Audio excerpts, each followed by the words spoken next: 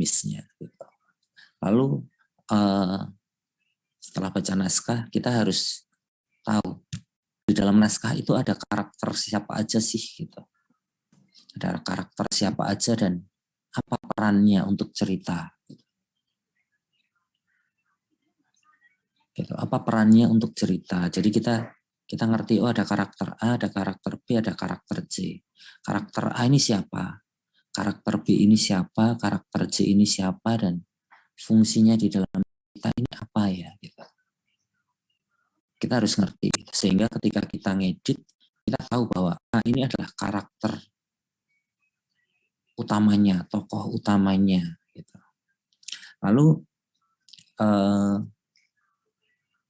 kita juga harus ngerti karakternya ya. Maksudnya bukan karakter utamanya tetapi sifatnya. Jadi kita bisa ngerti dari 3 dimensi tokohnya. 3 dimensi tokoh itu kan dilihat dengan cara secara psikologis, sosiologis, dan fisiologis gitu ya. Jadi kita ngerti, oh ini 3D karakternya gimana nih gitu. 3 dimensi tokohnya itu kita tahu gitu. Sehingga oh dia karakter yang menyenangkan, dia karakter yang nyebelin, oh dia karakter yang apa jahat gitu misalkan. Jadi ketika kita ngomong, oh dia karakter yang menyenangkan gitu. Ketika kita dapat materi, oh karakter ini dibangun dengan ceria. Nah secara editing bagaimana kemudian kita bisa mendeliver karakter ini menjadi karakter yang ceria gitu. Nah itu juga harus diperhatikan gitu. Jadi kita tahu terus di satu titik nanti ada perubahan karakter ini menjadi sangat murung. Apa penyebabnya gitu. Apa penyebabnya karakter ini menjadi berubah. Ketika karakter ini menjadi karakter yang pendiam, bagaimana kemudian kita bisa mendeliver itu menjadi tepat gitu. Nah itu juga harus diperhatikan gitu ya, ngomongin soal karakter gitu. Lalu selain itu kita juga harus menganalisa struktur dramatiknya gitu. Struktur dramatiknya. Jadi kita juga harus ngerti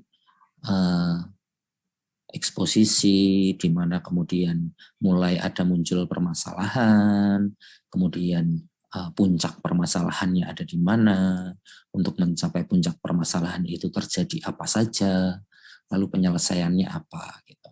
Jadi kita ngerti struktur dramatik ceritanya gitu.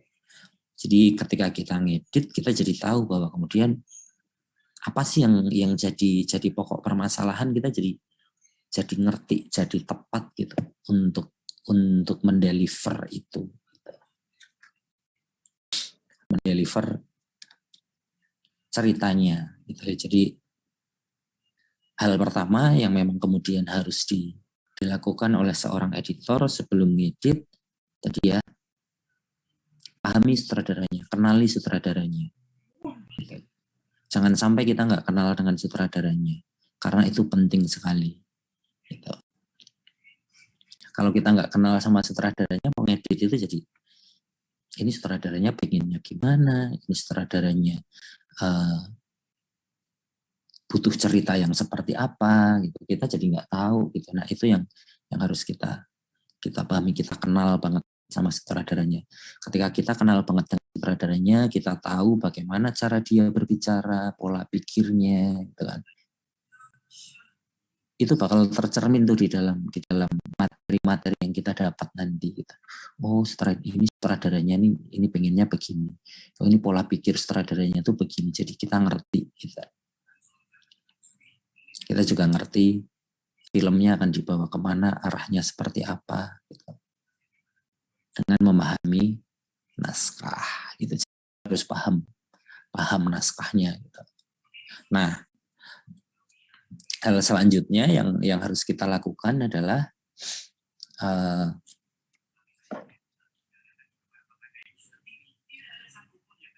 mengadministrasi hasil syuting itu hal teknis gitu ya, melakukan editing hingga picture log iya, tetapi ada satu tambahan di sini bahwa kita sebagai seorang editor kita harus ngelihat footage kita gitu ya. Kita harus ngelihat footage kita semuanya. semuanya. Jadi footage itu benar-benar harus kita cek, kita lihat semuanya. Karena begitu masuk ke meja editing nggak ada yang namanya good dan not good gitu. Semuanya baik gitu. Materi semuanya baik. Mungkin di satu titik nanti kita bisa ngambil dari materi yang not good gitu.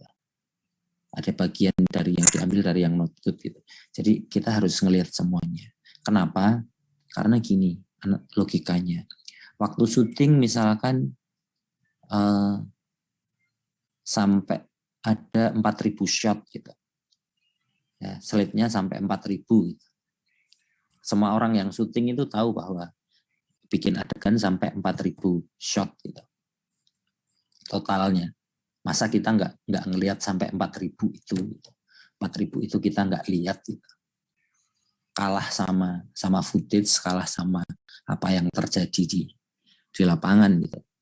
Itu sesuatu yang menurut saya tidak fair. Jadi saya rasa teman-teman harus ketika nanti ada di editing ya footage itu harus dilihat semuanya. Apalagi nanti misalkan teman-teman terjunnya ke dokumenter gitu. Dokumenter footage-nya pasti lebih banyak dan lebih panjang daripada fiksi gitu. Dan itu harus dilihat semuanya karena kita harus hafal. Gitu.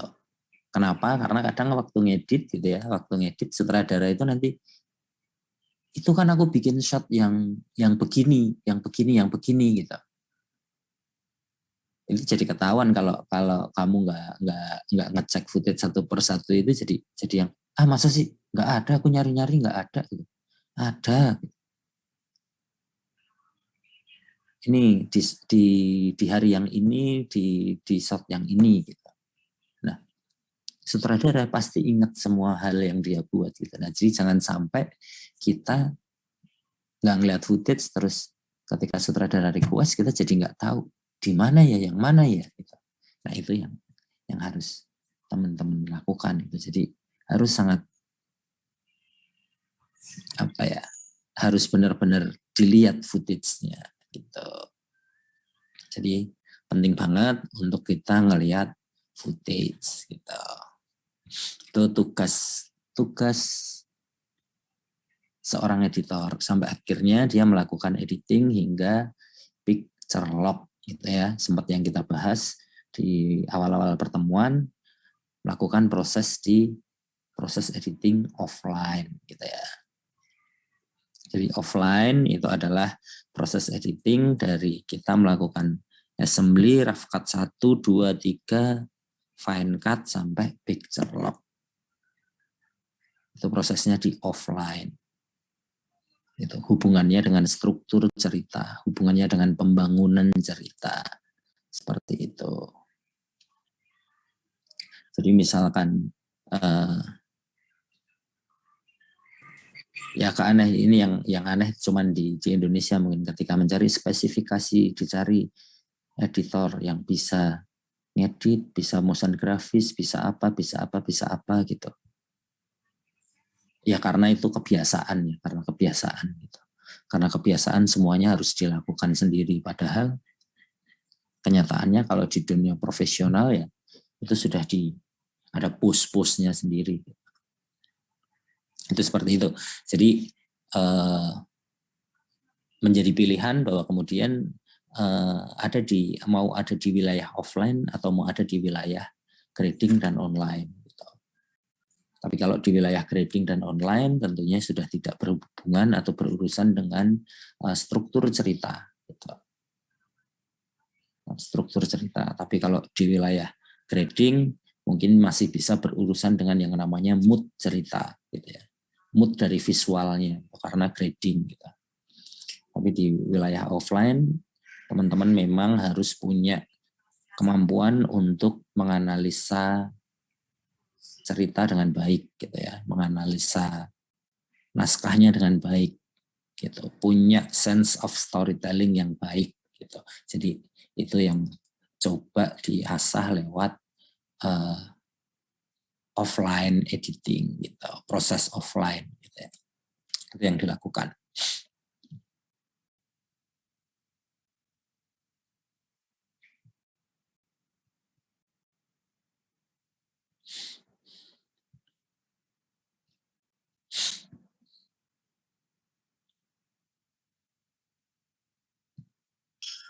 Ya, saya coba lanjutkan lagi.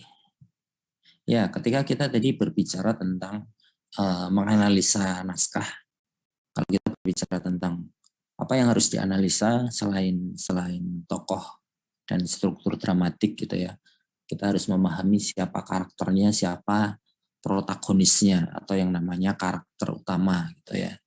Karakter utama itu adalah karakter dalam cerita yang didesain untuk mewakili hal-hal positif gitu. Karakter yang di situ muncul sebagai karakter yang akan membawa kita menuju ke goal ceritanya apa gitu. Jadi kita harus tahu karakter utamanya siapa dan goalnya apa ya gitu. Dan bagaimana dia mencapai goal itu. Dia punya hambatan apa, ada punya permasalahan apa. Itu yang membuat cerita ini menjadi dinamis gitu. Nah, itu yang harus bisa kita analisa juga. Lalu ada peran antagonis. Jadi karakter dalam cerita yang didesain untuk memberi hambatan. Biasanya ada karakter yang seperti itu ya. Bukan karakter yang fungsinya untuk marah-marah, enggak, itu karakter antagonis itu. Tapi karakter yang fungsinya untuk menghambat protagonis mencapai tujuannya. Gitu. Jadi karakter antagonis itu enggak harus galak gitu ya, enggak gitu. Harus muncul dengan karakter yang jahat gitu, enggak, tetapi dia menjadi terlihat jahat karena dia mencoba untuk menghalang-halangi karakter utama mencapai tujuannya gitu. Jadi itu yang harus kita perhatikan gitu.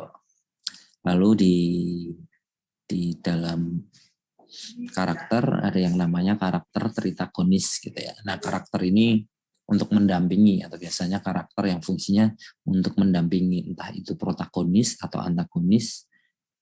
Kalau protagonis berarti mendampingi protagonis, partner untuk mencapai tujuannya, dan terkadang karakter ini bisa menjadi karakter yang antagonis gitu, atau dia menemani antagonis, partner antagonisnya untuk menghambat si protagonisnya. Jadi ini kita harus bisa mengidentifikasi ini nih, gitu. Sehingga kita ketika kita dapat materi, kita tahu bahwa oh dia protagonisnya, dia antagonisnya. Sehingga kita bisa memainkan tensi dramatiknya nanti dengan baik. Gitu. Jadi kenapa karakter, tokoh, permasalahan, konflik itu harus bisa kita analisa dengan baik. Nah, selanjutnya tadi ya, bahwa karakter harus memiliki motivasi, tujuan, dan personality, kita harus analisa itu juga gitu. Jadi jelas tujuannya apa, dia punya motivasi apa untuk mencapai tujuannya, dan dia punya personality yang seperti apa. Itu yang harus diperhatikan. Nah, lalu selain apa namanya, tadi ya kita ngomongin soal struktur dramatik dan cerita, menganalisa naskah gitu ya. Cerita itu kan dibangun dengan berbagai macam pola gitu ya. Cerita itu kan dibangun dengan berbagai macam pola, sehingga kita harus tahu titik-titik di mana terjadi perubahan gitu ya. Titik-titik di mana terjadi perubahan sehingga kita bisa memprediksi nanti ketika ngedit itu ternyata untuk mencapai titik itu ternyata terlalu panjang ya, terlalu bertele-tele misalkan. Atau kok terlalu cepat ya. Kejadian ini rasanya terlalu cepat. Jadi kita jadi ngerti di proses editing apa yang membuat ini terlalu cepat atau apa yang membuat ini menjadi terlalu bertele-tele gitu. Seperti itu. Lalu kita ngerti plotnya seperti apa, dan lagi-lagi soal karakter, bagaimana karakter menggerakkan karakter dan permasalahan ini menggerakkan plot ceritanya gitu. Seperti itu. Dan kemudian bagaimana kemudian karakter ini mengatasi permasalahannya dan bagaimana dia memecahkan permasalahannya. Ini yang kemudian nanti juga akan berpengaruh di dalam proses editing gitu ya.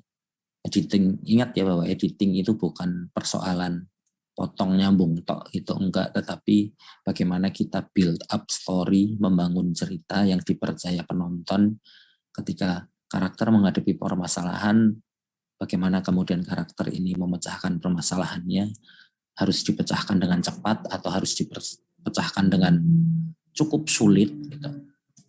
Sehingga terjadi ketegangan-ketegangan gitu ya, dan bagaimana petualangannya ini juga penting sekali. Jadi itu pasti akan berpengaruh pada proses editing nantinya gitu. Ada pertanyaan dulu teman-teman?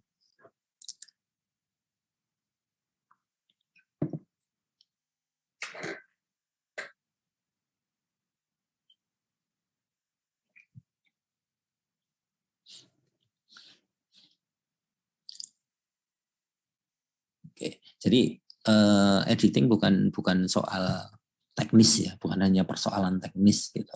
Harapannya secara teknis sih teman-teman sudah kelar, sudah ngerti bagaimana workflow-nya.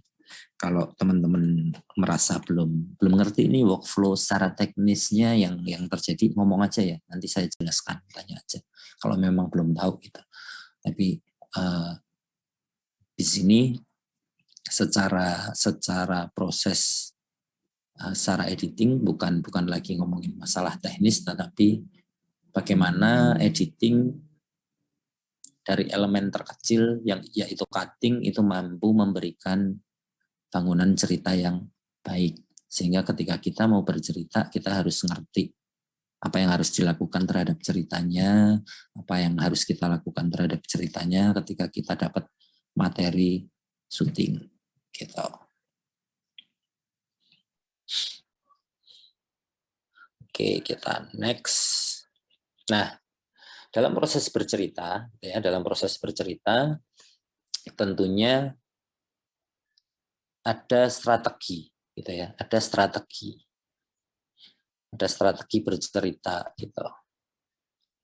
Ini biasanya memang difungsikan ketika kita menulis cerita, menulis gitu. Jadi ketika kita menulis cerita itu kemudian kita mau milih strateginya tertutup atau terbuka gitu. Mau restricted narration apa unrestricted narration gitu. Kenapa ini saya berikan juga di editing? Karena kita harus menganalisa naskah itu tadi. Sehingga kita tahu bahwa ini narasi terbuka apa narasi tertutup ya. Cara bercerita yang dibuka atau cara bercerita yang ditutup gitu. Gitu. Jadi narasi itu cara bercerita ya. Kalau kita ngomongin dalam film itu kan sebenarnya ada naratif, narasi dan narator gitu ya. Kalau kita berbicara naratif berarti kita berbicara tentang ceritanya, hubungan sebab akibatnya, ruang dan waktunya gitu. Tapi ketika kita berbicara narasi itu adalah cara berceritanya. Bukan narasi itu apa? Itu yang muncul di dalam film sebagai voice over, bukan ya, tetapi cara berceritanya. Narasi itu cara berceritanya. Lalu narator itu apa? Narator itu bukan semata-mata orang yang membacakan voice over, bukan gitu. Tetapi kalau kita lihat secara lebih dalam lagi di dalam film, narator itu apa ya? Siapa yang bercerita? Bercerita lewat visual, kamera, atau karakter atau apa gitu, itu narator gitu. Nah, di sini ketika kita ngomongin strategi bercerita adalah cara bercerita yang ditutup-tutupi, tertutup, atau bahasa lainnya adalah restricted narration. Nah, ketika kita berbicara tentang restricted, itu hubungannya dengan informasi. Jadi cara bercerita ini hubungannya dengan informasi dan karakter gitu, dan penonton gitu, dan calon penontonnya nanti. Informasi itu diberikan ke siapa? Ke penonton. Gitu. Biasanya lewat siapa? Lewat karakter utama atau lewat apa yang ada di dalam film. Gitu. Nah, jadi ketika narasi itu ditutup, gitu ya. Narasi itu ditutup berarti informasi yang dibagikan ke penonton dibatasi. Ingat ya, informasi yang diberikan ke penonton itu dibatasi atau ditutup-tutupi. Sehingga informasi yang dimiliki penonton itu lebih sedikit atau sama dengan informasi yang dimiliki oleh karakter utama. Contoh nih, misalkan karakter utama melihat ke satu titik arah gitu. Kita nggak pernah tahu POV-nya, tapi begitu dia melihat, dia kaget. Ah, kita jadi penasaran kan, penonton jadi punya rasa penasaran. Dia ngeliat apa? Dia ngeliat apa nih? Gitu. Terus dia pergi, terus karakternya pergi. Nah itu ditutup-tutupi. Gitu. Itu ditutup-tutupi. Jadi ketika kita berbicara tentang restricted, jadi informasi, the whole informasi di dalam film gitu ya, informasi kunci di dalam film itu ditutup-tutupi, sehingga apa yang terjadi itu membuat kita menjadi punya rasa penasaran. Nah biasanya narasi tertutup ini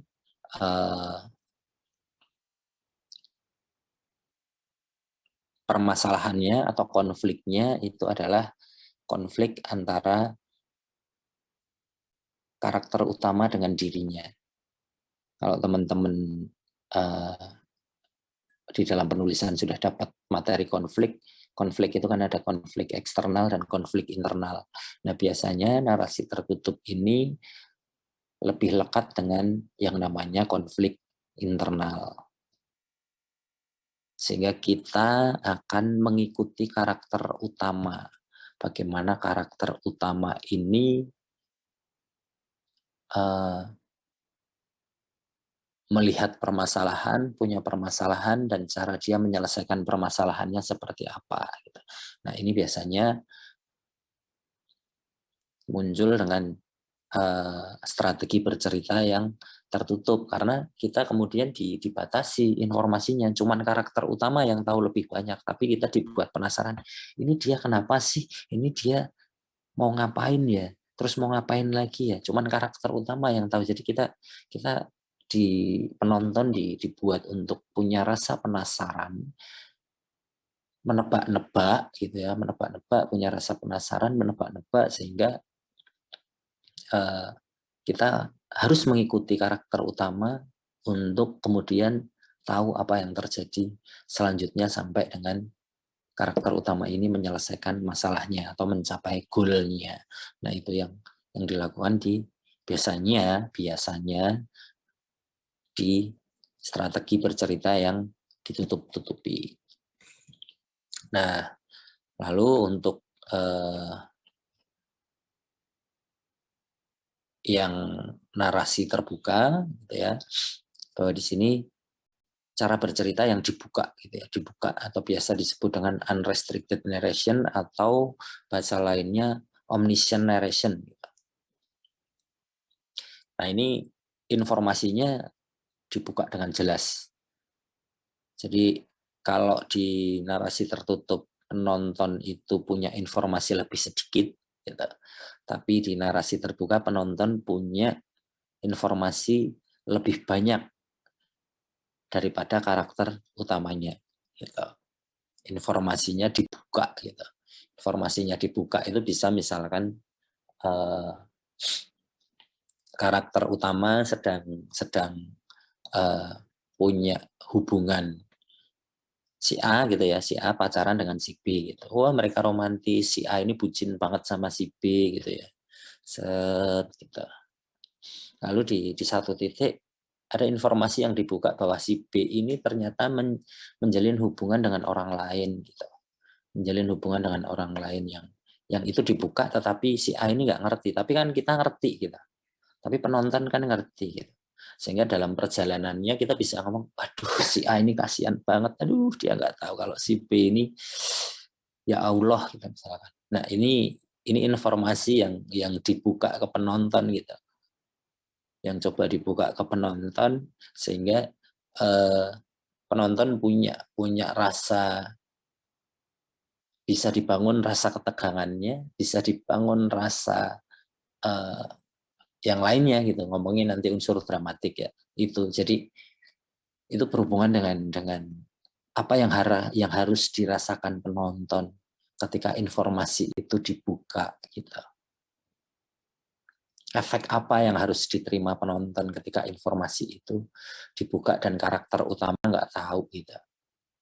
Nah, itu yang kemudian jadi narasi terbuka, strategi bercerita. Jadi teman-teman ketika menganalisa naskah, kita harus tahu ini strateginya ini dibuka apa ditutup ya ceritanya ini.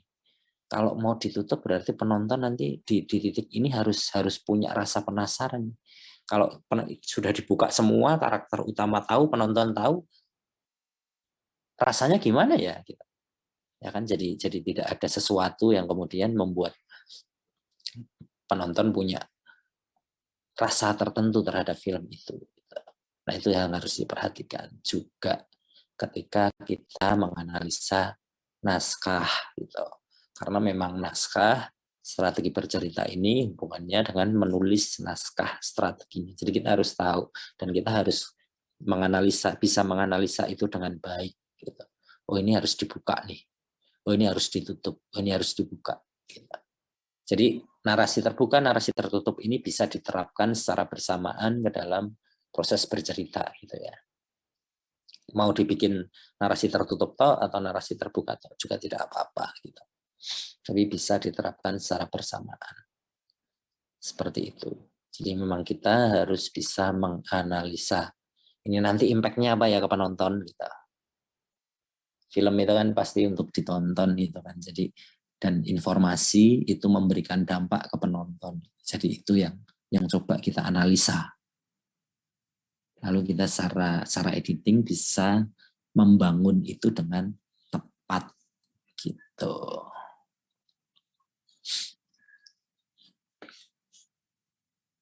Ada yang ditanyakan teman-teman?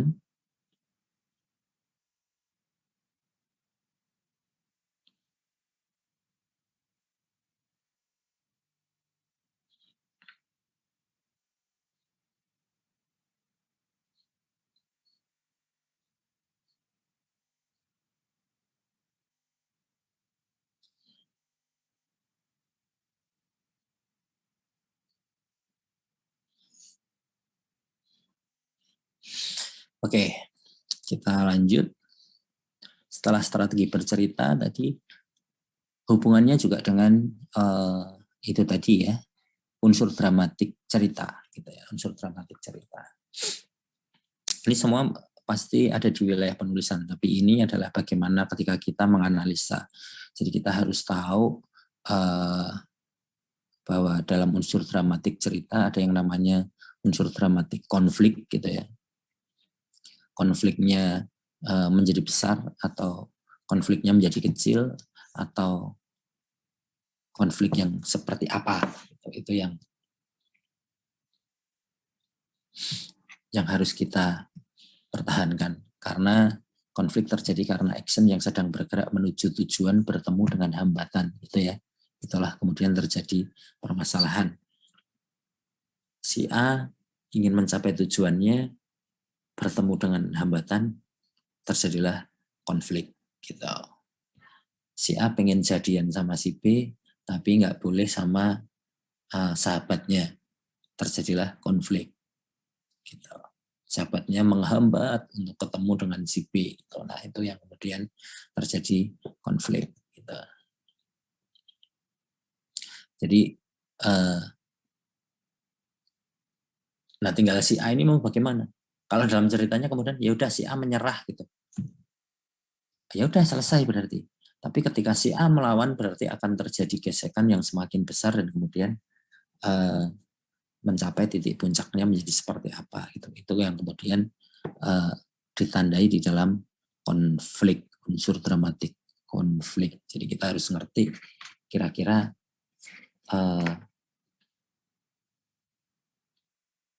gesekannya apa nih ketika harus semakin maju, semakin besar gitu. Nah, unsur dramatik lainnya adalah suspense atau ketegangan gitu ya. Suspense. Jadi di sini ketika kita ngomongin tegang, ketika penonton harus dibuat tegang gitu ya. Penonton merasakan tegang. Jadi penonton harus dibikin punya rasa ragu atau was-was terhadap situasi dari protagonis yang diikuti gitu. Tegang, menegangkan. Menegangkan itu kan berarti ketika kita tidak tahu situasinya seperti apa, kita ragu dengan situasinya, dan kita harus ada di situ, pasti kita menjadi tegang. Gitu. Kamu tegang banget ya? Iya, karena aku nggak ngerti ini harus ngapain ini. Ini aku bingung, nggak ngerti gitu. Aku di situasi yang nggak jelas gitu. Itu tegang gitu ya. Gitu. Jadi dibuat pada situasi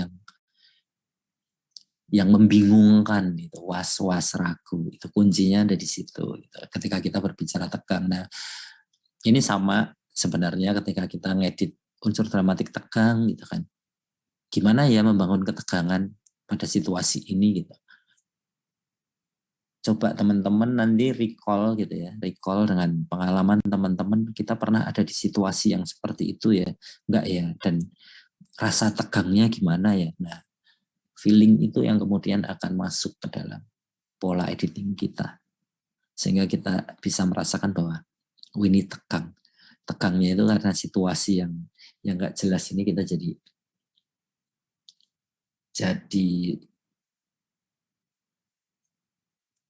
bingung gitu. Itu yang harus dibangun. Nah, unsur dramatik yang lainnya adalah takut gitu. Takut itu level itu tidak sama dengan suspense ya. Takut itu ketika ada situasi yang mengancam. Ada situasi yang mengancam dan ancamannya jelas. Gitu. Ancamannya jelas. Ancamannya untuk siapa? Untuk protagonisnya. Jadi penonton dibikin takut.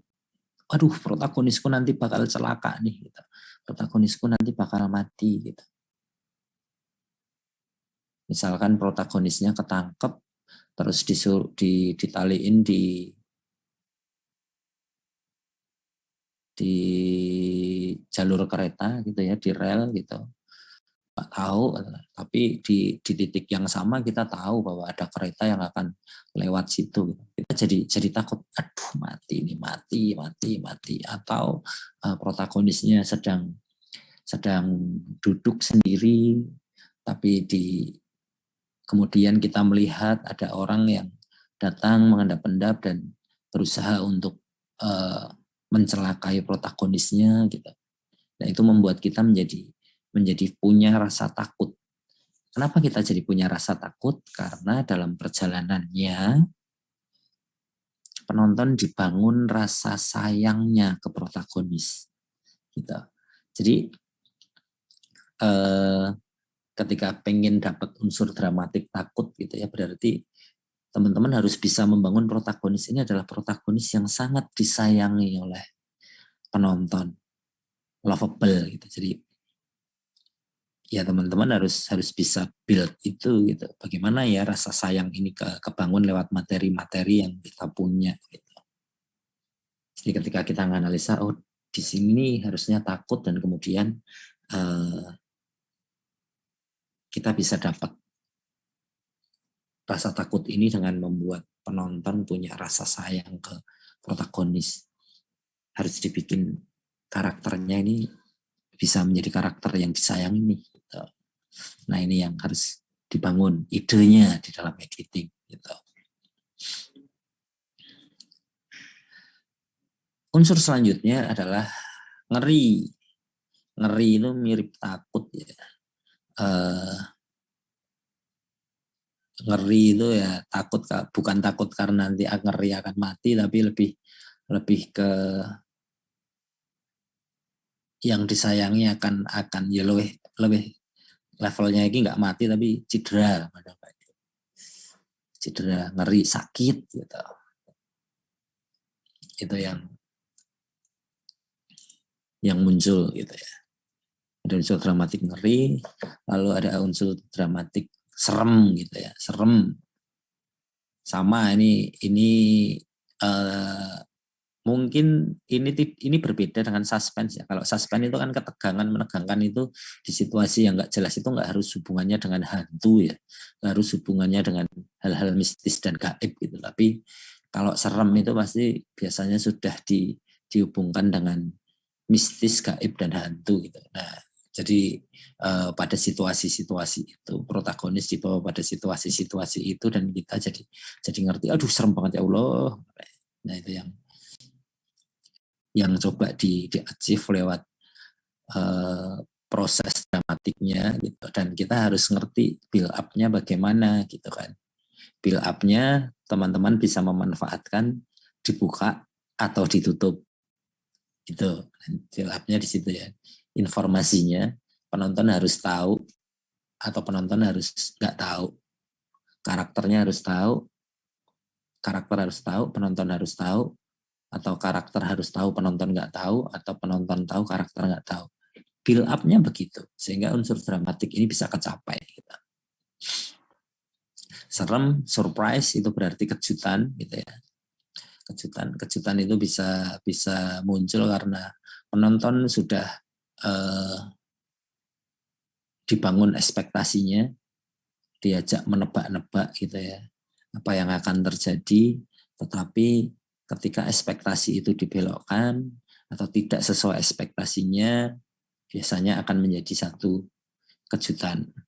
Nah, besar kecilnya kejutan itu tergantung bagaimana teman-teman bisa membangun ekspektasi itu.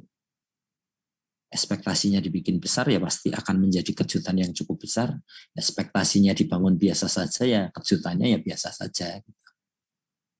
Nah itu yang kemudian jadi PR berat ketika di editing ini, gimana ya biar penonton punya ekspektasi besar gitu. Apa yang harus dilakukan ya di editing gitu. Itu tadi surprise, lalu ada senang, susah dan sedih gitu. Ya kalau sedih, susah dan senang ini berarti bagaimana protagonis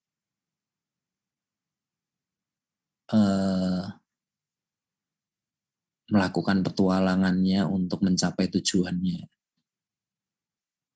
Sehingga kita bisa merasakan, kadang kita bisa merasakan sedih gitu kan. Duh sedih banget ya, ya ampun. Berasa susah, kita juga mendapatkan feeling berasa susah banget ya. Jadi ketika protagonis ini mendapatkan goalnya, misalkan dia tujuannya adalah menjadi juara dalam lomba tertentu dan banyak hal yang kemudian dia lewati, kita merasakan susahnya berusaha, terus merasakan sedihnya harus ditolak gitu misalkan, dan menjadi senang ketika dia berhasil memenangkan perlombaan itu. Kita punya rasa itu. Nah, itu tuh dibangun gitu. Itu tuh dibangun, rasa sedih, rasa susah, rasa senang itu dibangun. Nggak cuma lewat tulisan, tapi bagaimana kemudian editing ini bisa mendeliver feeling itu kepada penonton. Rasa sedih, rasa susah, rasa senang. Jadi penonton bisa bersimpati, bisa berempati kepada karakternya.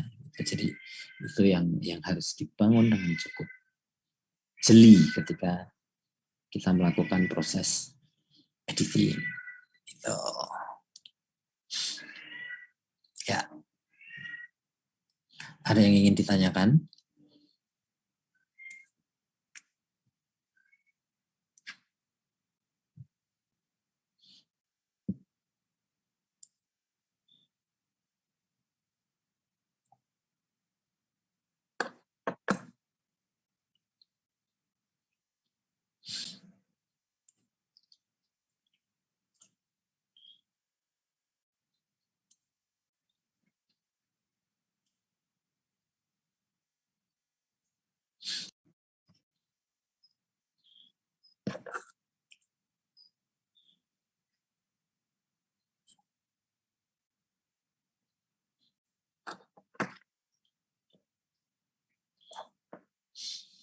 Ada yang ingin ditanyakan teman-teman atau didiskusikan soal materi tadi? Jadi materi tadi bukan semata-mata terus hubungannya dengan editing apa ya? Berhubungan, pasti berhubungan.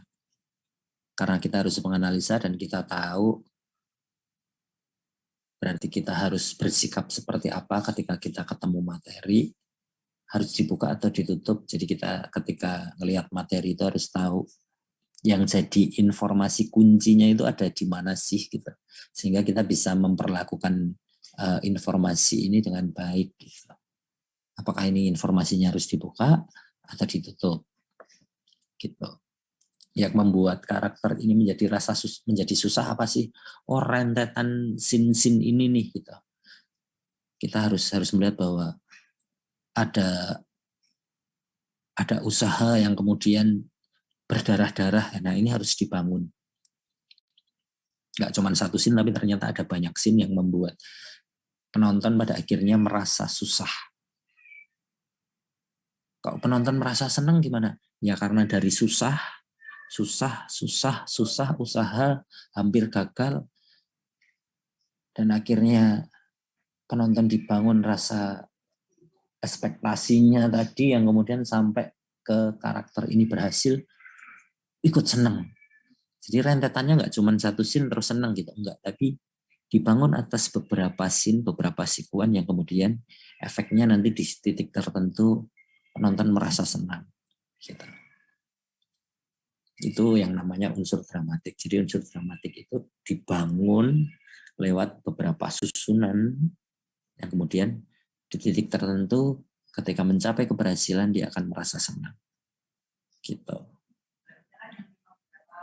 Menjadi tegang karena dibangun lewat berbagai situasi gitu.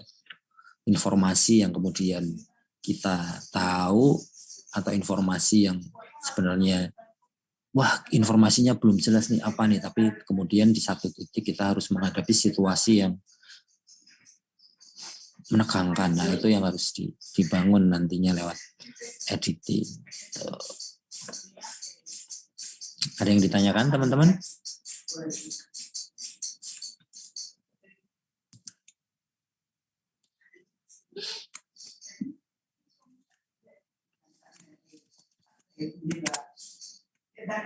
Izin bertanya, Mas.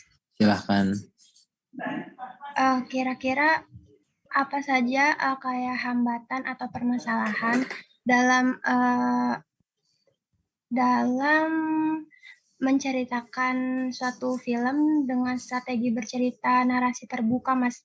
Biasanya kan kadang ada beberapa yang dapat feel-nya, kadang juga ada yang tidak. Nah, kira-kira kenapa ya, Mas, selain menganalisis naskah? Ya, selain menganalisis naskah itu tadi ya kita harus menganalisa materinya. Jadi terkadang hambatannya itu materi-materi itu kan dari hasil syuting ya, dari hasil syuting naskah sudah cukup baik, tapi ketika dieksekusi ada banyak faktor yang kemudian membuat mungkin menjadi yang tadinya di naskah 100 jadi turun jadi 70 misalkan. Berarti kita harus bisa nge-up itu jadi 100 lagi gitu ya. Yang kemudian apa yang harus kita lakukan? Jadi ketika kita ngedit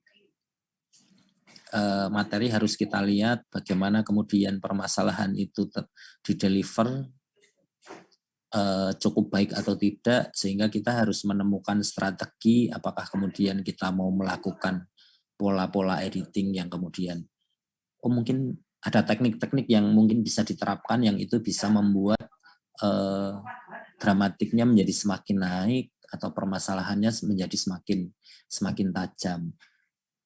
Nah, kadang permasalahannya di situ sih, hambatan-hambatannya itu ada di situ yang kadang aduh permasalahannya nggak cukup tajam nih ketika udah dimainkan gitu. Gimana ya biar ini jadi lebih tajam? Mungkin pola editingnya kita harus lebih cepat gitu kan. Pacingnya yang harus diperhatikan mungkin, ritmenya, atau kemudian berarti mungkin apa harus dijamkat ya gitu. Nah, mungkin pola-pola seperti itu yang kemudian akan membantu pada proses editing, atau kemudian mungkin harus di cross cutting ya gitu. Nah, itu bisa jadi satu teknik yang kemudian untuk mewujudkan itu. Tapi biasanya hambatannya ada di situ. Nah, memang menjadi tugas berat ketika ada di wilayah editing. Tugasnya memang tidak mudah, tidak gampang, karena kita harus benar-benar ngerti dan benar-benar bisa menjaga semua divisi ini bekerja dengan baik. Gitu ya. Divisi acting ketika muncul di dalam film ya jadi baik. Kamera muncul di dalam film jadi baik. Sound muncul di dalam film jadi baik gitu. Jadi itu tugas kita yang ada di editing supaya semuanya tampil prima gitu. Jadi ketika nonton filmnya ya filmnya apik ya gitu. Walaupun di proses behind the scene-nya ternyata aktornya rewel lah, aktornya ribet lah, susah lah, apa dan sebagainya, waktunya ternyata terlalu pendek lah, apa dan sebagainya. Kadang jangan sampai itu membuat pengaruh di editing. Wah, kita harus bisa memberikan yang terbaik, tapi biasanya hambatannya ada di situ. Ketika kita sudah punya naskah yang baik, dieksekusinya ternyata di luar ekspektasi gitu. Nah, editing bagaimana mengembalikan ekspektasi itu. Setidaknya ketika misalkan ternyata tadinya 100 turun jadi 70 ya, naikin jadi 80 lah gitu misalkan. Sehingga tetap baik nilainya gitu. Nah, itu yang dilakukan di editing gitu. Jadi biasanya hambatannya ya di materi yang kita punya gitu.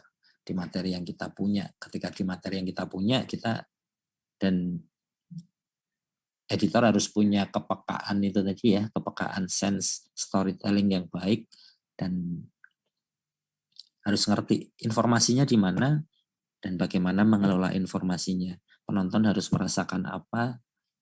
Kalau penonton harus merasakan ini, berarti rentetannya harus dimulai dari mana dan rentetannya akan jadi seperti apa. Begitu. Jadi enggak cuman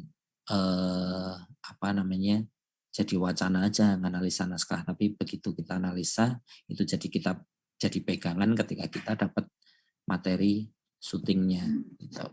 Nah, materi kita bisa melakukan itu kemudian dilihat dari mana? Dari hasil assembly-nya. Di assembly sesuai dengan naskah, tuk works nggak gitu.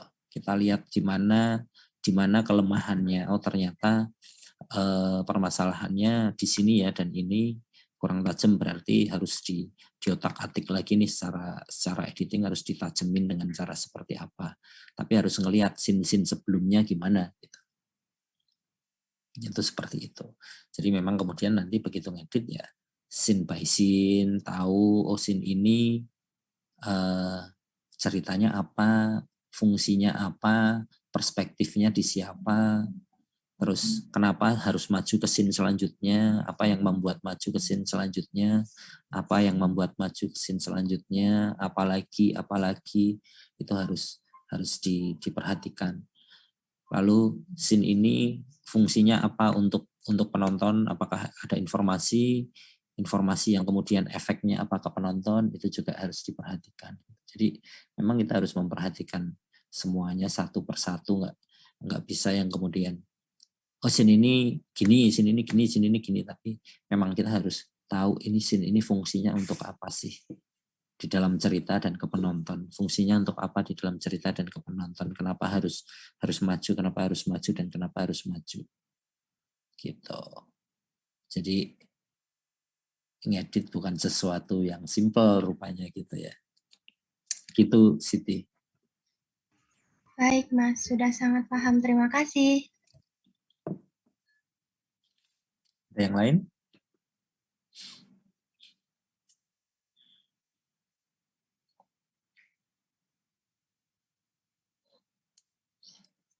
Ya, kalau tidak ada yang bertanya yang lain, silahkan presensi. Ada saya kasih di kolom chat dengan kode EF12.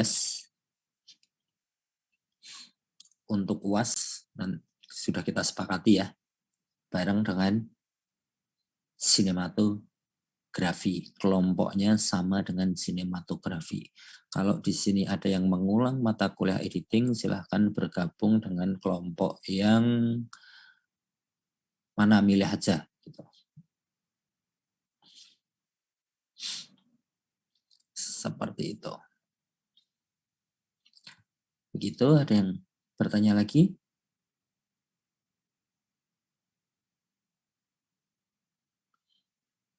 Ya, kalau tidak ada yang bertanya, kita cukupkan pertemuan kita hari ini.